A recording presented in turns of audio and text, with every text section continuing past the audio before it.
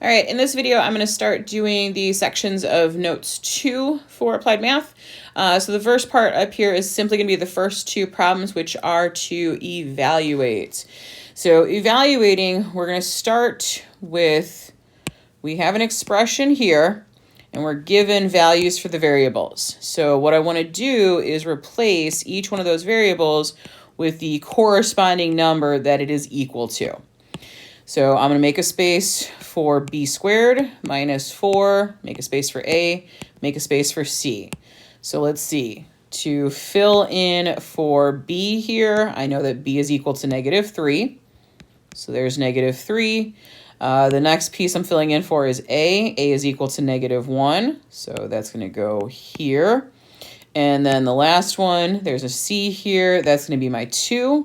So replace that with a 2. At this point, this is now an order of operations problem. You have substituted all the variables. You've got to do the order of operations. So let's see what we got. Order of operations, we're going to do powers first because all the parentheses in this problem are simply standing in place of, at least the parentheses over here are standing in place of multiplication. So let's see, -3 squared is going to be, it's in parentheses, that's going to be a +9. Let me write it so I actually can read it. Let's see, -4 times -1, there's the negative, and then times 2. All right, next part we're going to be looking to do, there's no powers, there's no roots, multiplication, division left to right. Well, we've got all this multiplication right here.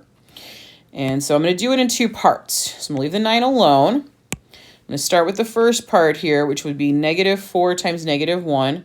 So that's going to be +4. Let me actually write a 4. There it goes, +4. And we'll leave the 2 for later. And then I want to do the next multiplication piece, which is going to be 4 times 2 here. So if I do that multiplication, come on, pencil, there we go. So let's see, this multiplication right here. So leave the 9 alone.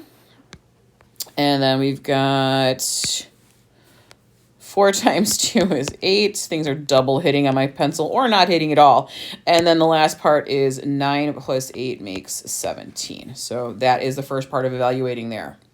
So replace the variables and then use order of operations as you go.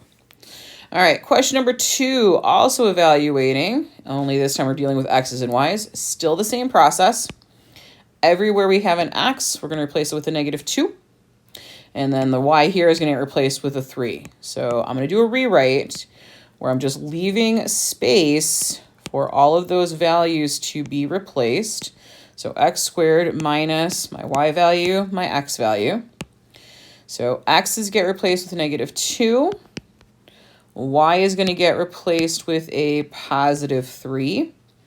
And everything's been replaced. So order of operations tells me I need to do, in this case, well, let's see, what do I have? I have a power, I have subtraction, and then I have multiplication. So powers are going to come first.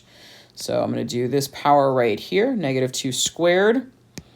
That's going to be +4. I'm going to leave the rest of the problem alone. So 3 times -2.